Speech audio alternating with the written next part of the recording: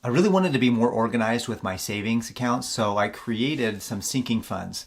Specific funds where I put money each month so that I can save up for that particular item, that particular category.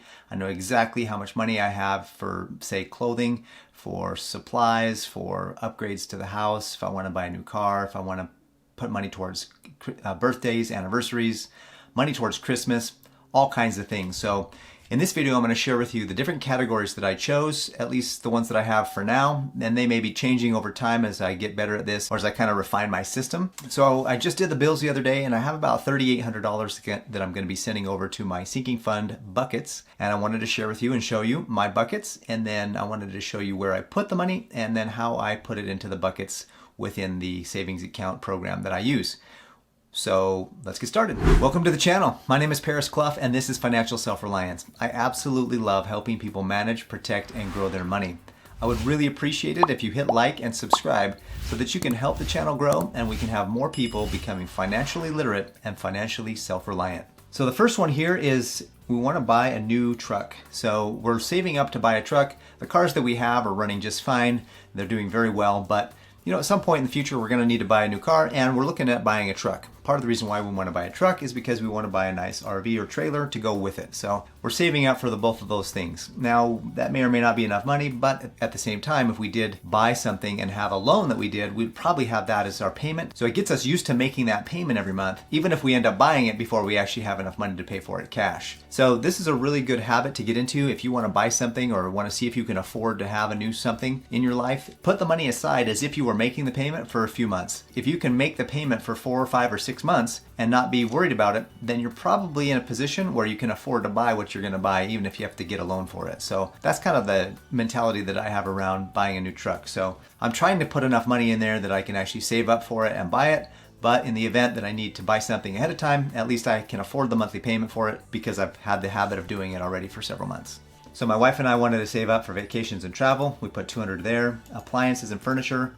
We have some new appliances that we're looking at. So we're going to save up for that. And then we have some new flooring in our laundry room. There's a little crack in the flooring. We want to save up for that. Birthdays and anniversaries. So what I did is I figured that if we spend about $200 per birthday and then the same thing for our anniversary, we've got 7 people in our house plus 1 anniversary. That's 8. So 8 times 200 is $1,600. Well, I feel like that's probably not enough money. So I'm going to be probably putting more money into that fund soon, but that's what I have for now. That's one of the great things about sinking funds is that as you realize that you may or may not have had the right amount in there, you can adjust it as you go. So gym equipment, we have a home gym. It's really nice to be able to have a couple bucks to be able to buy new equipment. And then there's beauty for cosmetic things. There's Christmas, and we figured about $200 a month for Christmas gives us about $2,400 at the end of the year for Christmas, which would be a great Christmas. Kind of makes up for what we may or may not have gotten during the birthday months. So car repairs and registrations. Of course, always keep in consideration your car registration. Usually that comes up once a year, so save money for it every month so that when it comes up, you're not surprised. You have the money already there. I try to get into the mechanic every 90 days, which is about every 3 months to do my oil, lube, rotation on my tires, all that. So I figured I took the cost of what that is and then multiplied that by 4 because every 3 months is 4 times in a year. And then my car registrations, added those up, came up with an amount, figured that $100 a month would cover that and give me a little bit of a buffer probably in case there's other car repairs that come up, which actually there's already been some car repairs that have come up. So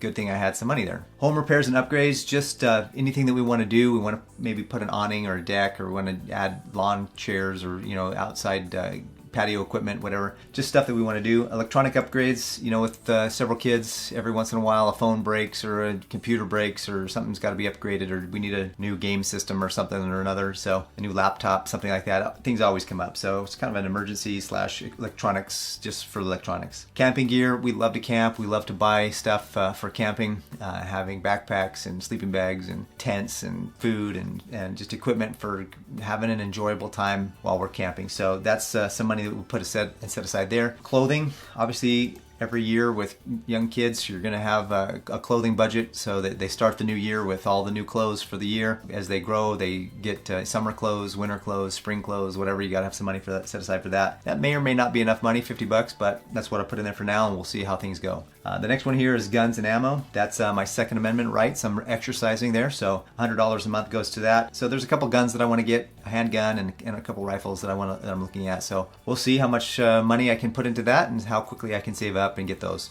So that gives us a total of about $2,200 a month if we can fill our sinking funds up all the way based on kind of the goals that we have set aside. So what I did was over here in this section, I created a percentage. So let's say, for example, I don't have a $2,200 available in a given month. I only have $1,000 that I can put in there. So I'll come over here and I'll type in 1,000, and that will tell me how much money I can put into these sinking funds based on a percentage of the sinking fund to the total. So, you know, if I have a month where I don't have the full 2,200 to put in, at least I can put 227 in towards the new truck, etc., etc. So over here I have listed out my some of the things that go into my health bucket. So health insurance, we have a deductible. So my goal is to build up a savings account that will pay for the deductible, and then I won't have to worry about cash flowing those deductibles as health problems come up. So right now I have one more payment and my son's orthodontics are done. He's actually pretty excited to get his braces off, so we're excited for him. And then we have about $150 a month somewhere in there. It's less than that actually, but for anything we do at the pharmacy, you know,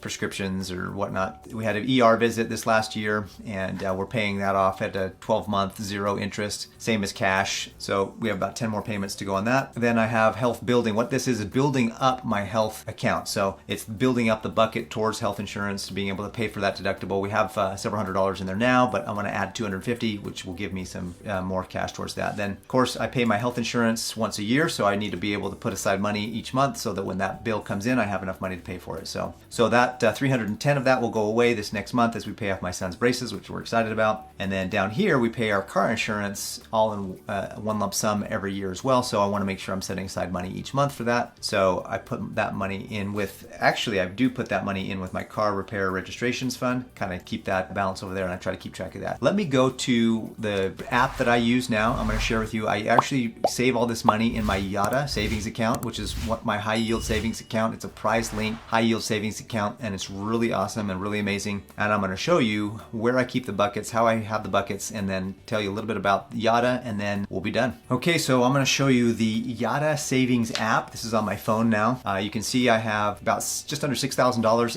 in this account. Okay, so let me manage the buckets here for a minute. So you have a core account, and the core account is where every dollar, once you make a deposit, it goes into the core account, and then when you have winnings, it goes into the core account, and then from the core account you transfer things into the other buckets. So as you can see, it's not listed in any order here, but I have this different buckets here that I went through on the spreadsheet that I showed you earlier, and so you can see them all there. So as you can see in my health account, I have $499.41, so that $1,310 is going to be added to that to really increase my health account. So what's neat about this is you can come in here and you can create a savings target. So my deductible is $5,000, and I wanted to save up to that $5,000 amount. Well, unfortunately, I've used a lot of this. My daughter had a root canal, that was almost $1,000. So I've used a lot of my health account, and I'm grateful that I had it already saved up so that when I was able to pay for the root canal and some of these other visits that we've had recently to the urgent care, that I was able to just pay for it cash. So I highly recommend that you have money saved up already before you need it. So what I want to do is actually transfer the money. I can't, unfortunately, transfer the money from my bank account into the Yotta app and then show that to you right now because it has to clear the Yotta account, and that takes 3 or 4 days. So what I'll do is I'll just show you that I'm going to take $38.10 and I'm going to deposit it from my checking account that's connected to this account. So I'm going to deposit that, and it says to confirm here, yes, and that's it. Congratulations.